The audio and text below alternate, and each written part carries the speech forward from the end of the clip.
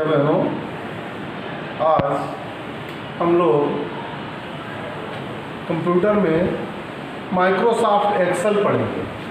अभी तक हम लोगों ने माइक्रोसॉफ्ट वर्ड पढ़ा, अब इसके बाद माइक्रोसॉफ्ट एक्सेल पढ़ेंगे। माइक्रोसॉफ्ट एक्सेल MS ऑफिस का ही एक अंग है। जिस प्रकार से हम माइक्रोसॉफ्ट वर्ड में पत्र, बायोडाटा इत्यादि का काम कर सकते हैं, उसी प्रकार से ये माइक्रोसॉफ्ट एक्सेल सीट है।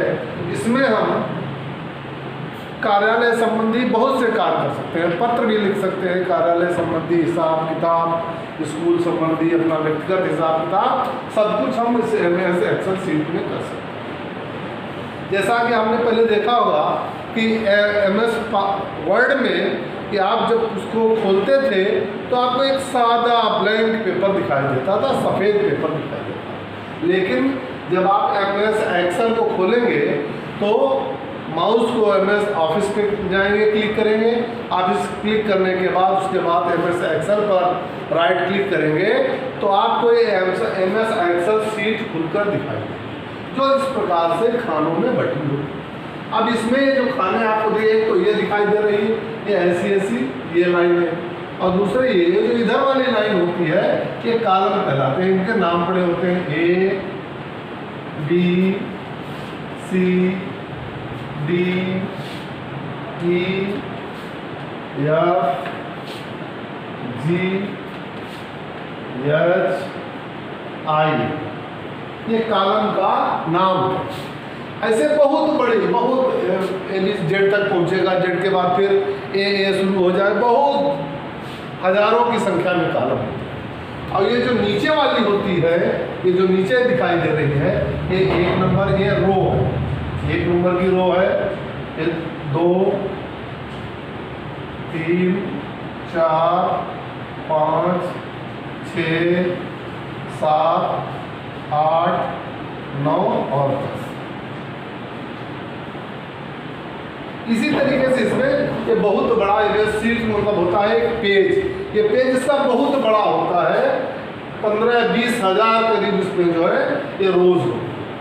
अब ये तो आपका हो गया कॉलम, जो ऊपर से नीचे ये दिखाई दे रहा है, ये A नंबर का कॉलम है, ये कॉलम B नंबर का कॉलम है, ये कॉलम C कॉलम है, ये D कॉलम है, ये E कॉलम है, ये F कॉलम है। ऐसे हर कॉलम का अपना एक नाम हो।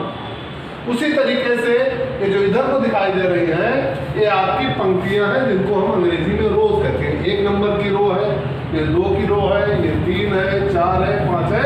ऐसे 15-20 हज़ार रो एक शीट में होती है। शीट मतलब एक कागज होता है। यहाँ पर नीचे शीट नंबर लिखे होते हैं, SHEET शीट 1, यहाँ बगल में शीट 2, ऐसे शीट 3,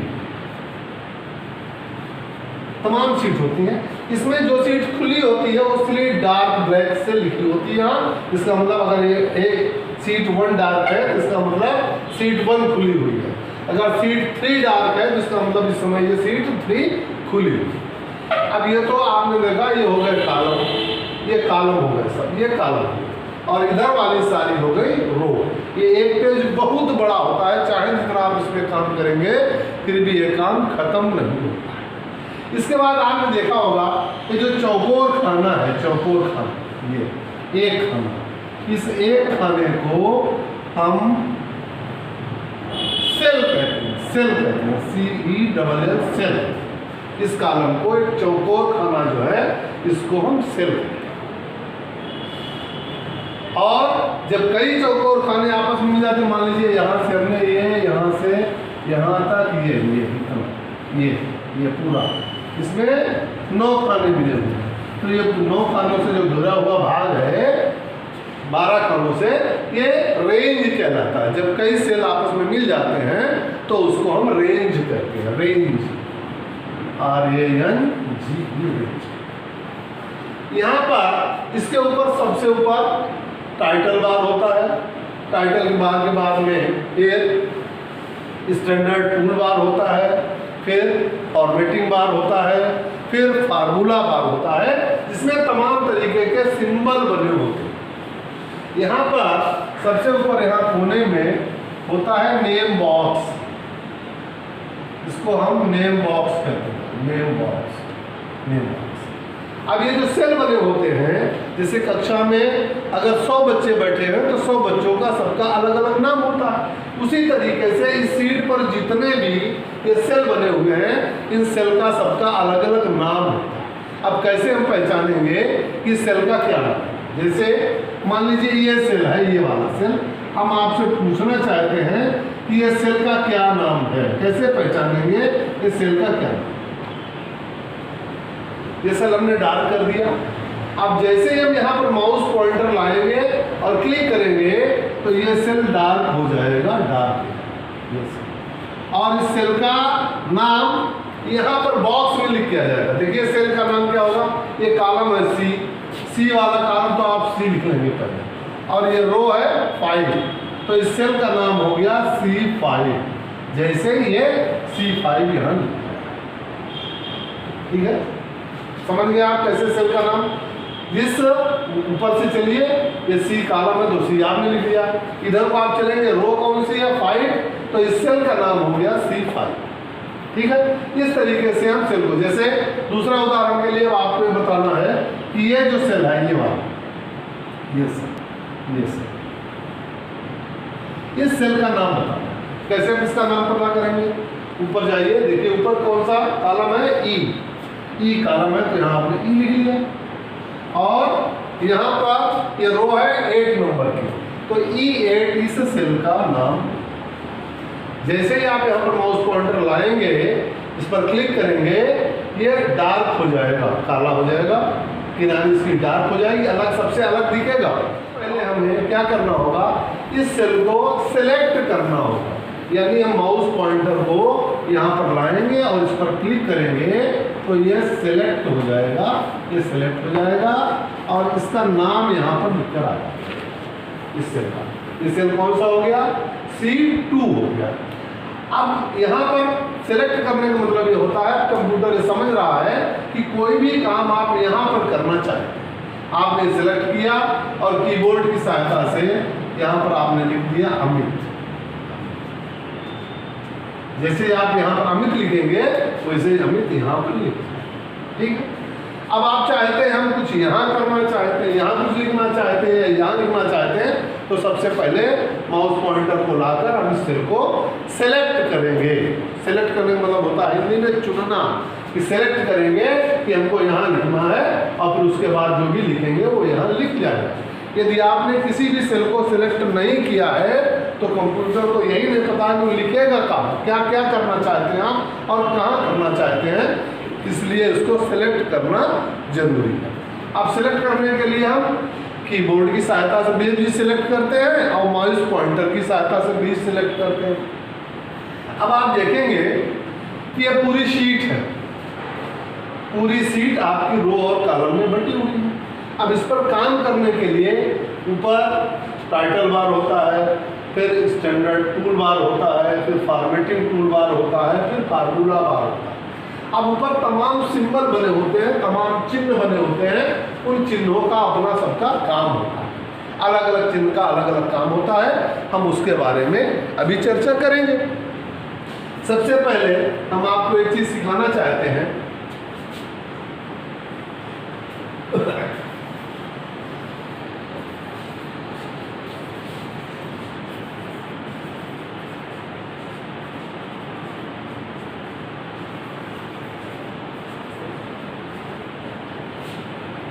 ये जो आपको MS एक्सेल सीट दिखाई दे रही है, इसमें जब आप उसको खोलेंगे तो सारी सीट इन रो और कॉलम में बटी हुई दिखाई देगी, लेकिन वो हल्की लाइनें दिखाई देती हैं। यदि आप उनको प्रिंट करेंगे तो वो प्रिंट में वो ब्लैंक पेपर ही आएगा, ये लाइनें नहीं आएंगी। यदि आपको ये लाइन भी बनानी है, उसमें कॉलम भी बनाने हैं, तो उसके लिए नीचे एक विकल्प दिया होता है ऊपर कि कॉलम्स, बॉर्डर, उस बॉर्डर को सिलेक्ट करेंगे। जैसा बॉर्डर आप चाहेंगे, जितने में चाहेंगे उतने को पहले सिलेक्ट कर लेंगे और फिर उस पर बॉर्डर क्लिक कर देंगे, उतने में बॉर्डर बन जाएगा। अब देखिए इसमें दो तीन चीज़ों को हम समझते हैं। सबसे पहले मान लीजिए हमने यहाँ पर किसी का नाम लिखा, हमने लिखा है यहाँ पर सुमित। कंप्यूटर का एक कार्य है, कंप्यूटर आपके कार्य को बहुत जल्दी से और कम समय में कर देता है बिना गलती किए हुए। अब जैसे सुमित आपने लिखा है, आप चाहते हैं हम यहाँ पर सुमित लिखा है, यहाँ पर हम और कुछ नाम लिखना चाहते हैं। जैसे मान लीजिए यहाँ पर आप सुशील लिखना चाहते हैं, तो क्या होगा, जैसे ही आप यहाँ पर माउस पॉइंटर को लाएंगे और कीबोर्ड पे यस दबाएंगे तो ये अपने आप सुमित लिख देगा फिर से दोबारा।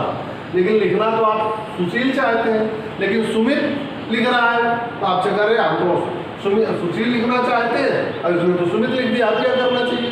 तो सुमित वो इसलिए लिख देता है कि वो ये सब जानता है कि कहीं ऐसा तो नहीं आपने सुमित ऊपर लिखा फिर से आप सुमित लिखना चाहते हैं, इसलिए वो सुमित लिख देता है। लेकिन आप उसमें देखेंगे जो कीबोर्ड से आपने यस दबाया वो डार्क होगा और बाकी सब लाइट कलर का होगा। अब जैसे ही आप सुमित की बजाय यू दबाएंगे, यू हो जाएगा सुशील के लिए, तब भी वही सुमित लिखा रहेगा। अब जैसे ही आप दोबारा उसके आगे का यस दबाएंगे तो हट जाएगा, ये समझ जाएगा कि आप और कुछ लिखना चाहते हैं, तो ये यहाँ पर आप आराम से सुशील लिख सकते हैं। अब इसके विकल्पों पर हम चर्चा करते हैं। ऊपर जो सिंबल बने होते हैं, ऊपर सिंबल दो होते हैं, कई सिंबल होते हैं, उसमें से एक होता है कॉपी और दूसरा होता है पेस्ट। कॉपी पेस्ट और कट। कट जहां पर होता है वहां पर कैंची बनी होती है। कैंची मतलब होता है कट। जैसे ये सुशील यहाँ लिखा है, आप चाहते हैं सुशील यहाँ भी लिख जाए और यहाँ भी लिख जाए, तो यहाँ दोबारा आपको सुशील लिखने की आवश्यकता नहीं है। आपने क्या किया, यहाँ माउस पॉइंटर ले जाए, इसको आपने सेलेक्ट किया, सेलेक्ट करने के बाद फिर कॉपी पर क्लिक किया तो इसके चारों तरफ बिंदी बिंदी बिंदी बिंदी ऐसी घूम रही है। इसका मतलब ये आपका कॉपी हो गया। और उसके बाद आप यहाँ पर लाएंगे माउस पॉइंटर को, यहाँ पर लाने के बाद फिर पेस्ट पर क्लिक कर देंगे तो यहाँ से यहाँ पर भी ये सुशील लिख जाएगा, यहाँ पर भी। ये तो हो गया कॉपी पेस्ट। जहां जहां आप इसको पेस्ट कर देंगे वहां वहां वही लिख जाएगा। ये हो गया कॉपी पेस्ट। कॉपी पेस्ट और कट पेस्ट में अंतर ये होता है, कॉपी में जिसको आप कॉपी करते हैं वो वहां पर भी लिखा रहता है और जहां जहां पर आप उसको पेस्ट करेंगे कॉपी करने के बाद वहां भी लिख जाएगा। ये तो हुआ कॉपी पेस्ट। इसके बाद होता है कट पेस्ट। कट का मतलब जहां पर कट लिखा होता है वो कैंची बनी होती है। कट पेस्ट का मतलब होता है इसको यहाँ से आपने काट लिया, इस पर ले आए, सिलेक्ट किया, कट पर क्लिक किया तो ये भी घूमने लगेगा यहाँ से, और फिर जहाँ ले जाएंगे वहाँ पर ले उसको सेलेक्ट किया और उस पर आपने पेस्ट कर दिया। तो कट पेस्ट करते समय ये होगा कि यहाँ जो लिखा हुआ है ये यहाँ से कट हो जाएगा, साफ हो जाएगा और जहाँ आपने पेस्ट किया वहाँ पर लिख जाएगा। कट पेस्ट और कॉपी पेस्ट में इतना अंतर होता है, कॉपी पेस्ट में पहले जहाँ लिखा था वहाँ भी लिखा रहेगा और जहाँ जहाँ आपने कॉपी किया है वहाँ भी लिखा रहेगा। और कट पेस्ट में जहाँ पहले लिखा था वहाँ से कट हो जाएगा, नई जगह पर जहाँ जहाँ पेस्ट करेंगे वहाँ लिख जाएगा। ये हो गया कॉपी पेस्ट और कट पेस्ट। इसके बाद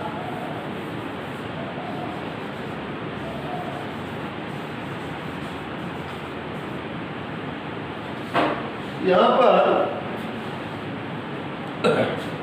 3 विकल्प और होते हैं, बहुत सारे चिन्ह बने, सबके बारे में हम जानेंगे। एक लिखा होता है बोल्ड, बी का मतलब होता है बोल्ड, आई बनी होती है इटैलिक और यू बना होता है, इसका मतलब होता है अंडर। बोल्ड, इटैलिक और अंडरलाइन। इसका मतलब होता है जैसे हमने यहाँ पर अमित लिखा, अमित लिखा तो अमित पर ले जाकर अमित पर यहाँ पर माउस पॉइंटर लाए और आप बोल्ड पर क्लिक कर देंगे तो ये डार्क मोटा हो जाएगा, ये अमित मोटा लिख जाएगा।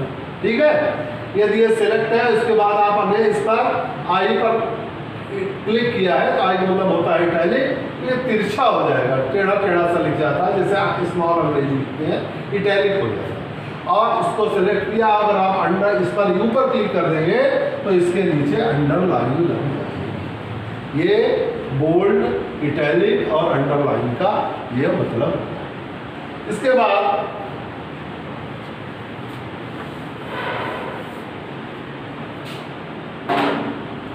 यहाँ पर एक बॉक्स बना होता है, उसमें नंबर लिखे होते हैं, गिनती जैसे 10। इसका मतलब होता है कि जो फॉन्ट का साइज है, जो अक्षर का साइज है, इसको बदलना। जैसे ये अमित इतना बड़ा लिखा, आप चाहते हो अमित और बड़ा लिख जाए तो आप यहाँ पर जाएंगे, इसको सेलेक्ट करेंगे, यहाँ पर फॉन्ट के साइज पर 10 लिखा है, 11 कर देंगे, 12 कर देंगे, 14। जितना आप बड़ा कर नंबर बढ़ाते जाएंगे उतना इसका फॉन्ट का साइज बढ़ता जाएगा, और जितना इस नंबर को आप कम करते जाएंगे उतना फॉन्ट का साइज कम हो जाएगा।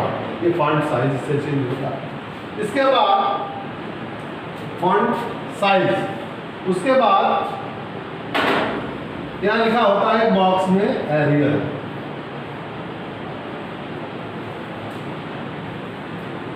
एरियल मतलब होता है फॉन्ट। फॉन्ट मतलब होता है अक्षर। इस कंप्यूटर के अंदर अक्षर बहुत से डिजाइन के पड़े होते हैं। आप इस पर क्लिक करेंगे तो सारी डिजाइन खुल जाती हैं। उस डिजाइन में अक्षर जिस तरीके का आप बनाना चाहते हैं उस पर क्लिक कर देंगे तो वो डिजाइन सिलेक्ट हो जाएगी, और फिर एक सारी सीट पर उसी तरीके के अक्षर लिखेंगे। ये फॉन्ट स्टाइल चेंज करते हैं, इसको डिजाइन कहते हैं, फॉन्ट स्टाइल और फॉन्ट साइज। इसके बाद यहाँ पर इस तरीके के 2 चिन्ह बने होते हैं, ये और ये अंडू है, इसको हम अंडू कहते हैं, और इसको कहते हैं रीडू। रीडू रीडू कहते हैं। जैसे आपने यहाँ पर कुछ लिखा, जैसे अमित आपने लिखा है, यहाँ पर अमित लिखने के बाद इस अमित को आपने डिलीट कर दिया। अब थोड़ी देर में आप करें, हमको तो यहीं लिखना चाहिए था, तो वो डिलीट किया हुआ जो था उसको आप फिर से यहाँ पर क्लिक कर देंगे तो ये अंडू हो जाएगा, और यहाँ पर फिर से लिख जाएगा। समझ में आई बात? अंडू का मतलब उसी चीज को फिर से वापस लाना, और फिर इसे अमित को अगर आप रिडू कर देंगे तो ये अमित फिर से यहाँ से हट जाएगा। ये अर्थ हुआ अंडू और रिडू का। इसके बाद यहाँ पर लिखा होता है A to Z, ये तीर ऐसे बना होता है, और यहाँ लिखा होता है Z to A, ये तीर ऐसा बना। यानी अगर आपने मान लीजिए यहाँ पर कोई नाम लिखे होंगे, बच्चों के क्लास के नाम लिखे हैं, आप चाहते हैं इसको ये अल्फाबेटिकल एडजस्ट कर दे, तो इन पूरे नाम को आप सेलेक्ट कर लेंगे और यहाँ इस पर क्लिक करेंगे तो सारे नाम अल्फाबेटिकल ए से शुरू होकर जेड तक अपने आप सेलेक्ट हो जाएंगे। यदि आप चाहते हैं उसको जेड टू उल्टा करना चाहते हैं तो इस पर क्लिक कर देंगे तो वो उल्टी तरफ से सेट हो जाएंगे। इसलिए ये विकल्प इसके लिए होता है कि आप इसको कैसे एडजस्ट करेंगे, सेट करेंगे। भैया बहनों, आज हम एक महत्वपूर्ण और चीज़ आपको बताना चाहते हैं। इसमें बहुत विकल्प होते हैं, सारे विकल्प यदि हम आज पढ़ेंगे तो समझ नहीं आएगा, कंफ्यूजन हो जाएगा। इसलिए आज हम कुछ विकल्पों पर ही चर्चा करेंगे। अभी हमने आपको कट पेस्ट, कॉपी पेस्ट करना बताया, अंडू रिडू बताया, सेलेक्ट करना बताया, और उसको फॉन्ट के साइज और फॉन्ट का स्टाइल चेंज करना हमने आपको बताया। अब आज हम आपको बताते हैं कि जो नेम बॉक्स होता है इसी के आगे जो सामने वाला भाग होता है इसको हम फार्मूला भाग कहते हैं। फार्मूला भाग, यहाँ पर इसमें जो भी फार्मूला आप डालेंगे वो फार्मूला दिखाई देगा कि कौन सा फार्मूला इसमें पड़ा। जैसे आप हम दिखाना चाहेंगे, जैसे